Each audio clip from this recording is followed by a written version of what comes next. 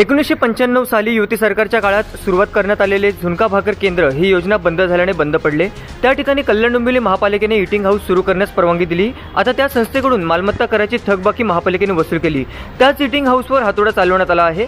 त्यामुळे महापालिकेने नुकसान भरपाईसह त्याच जागेवर ईटिंग हाऊस सुरू करून द्यावी अशी मागणी संस्थेच्या वतीने करण्यात आली आहे। 1995 साली युती सरकारने झुणका भाकर केंद्र चालवण्यास निर्मल सेवा महिला संस्थेस दिले होते। प्रत्येकी झुणका भाकर पोटी 1 रुपये अनुदान संस्थेला कल्याण तहसीलदारांकडून मिळत होते। योजना बंद झाल्याने अनुदान बंद झाले। हे केंद्र ईटिंग हाऊस करून चालवण्यास महापालिकेकडे संस्थेचे अध्यक्ष नीरजा मिश्रा यांनी परवानगी मागितली। महापालिकेने त्यांना परवानगी दिली।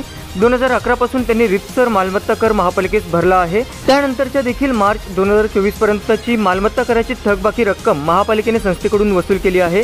मालमत्ता कर भरलेला असताना देखील महापालिकेने ईटिंग हाऊसवर हातोडा चालवला, त्यामुळे ईटिंग हाऊसचे नुकसान झाले। या हाऊसमध्ये 5 कर्मचारी काम करतात, त्यांच्यावर उपासमारीची वेळ आली आहे। महापालिकेने कारवाईची नोटीस संस्था अध्यक्षांना न देता त्या ठिकाणी काम करणाऱ्या चंद्रिका पुजारी या महिलेस दिली। त्यानंतर पाडकामाची कारवाई केली आहे।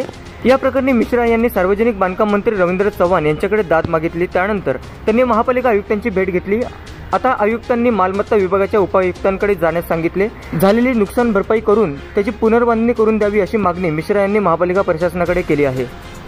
अक्षय शिंदे, आमची मुंबई लाईव्ह, कल्याण। निर्मल सेवा महिला संस्थाची अध्यक्ष नीरजा मिश्रा मी बोलती आहे।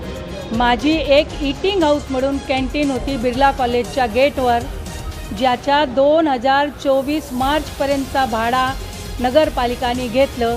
सगळे पेपर ब वॉर्डला दाखवूनसुद्धा 26 तारखेला 24 तासाची नोटीस देऊन या ब वॉर्डच्या अधिकाऱ्यांनी माझा काही न ऐकता ते उद्ध्वस्त केलं आहे।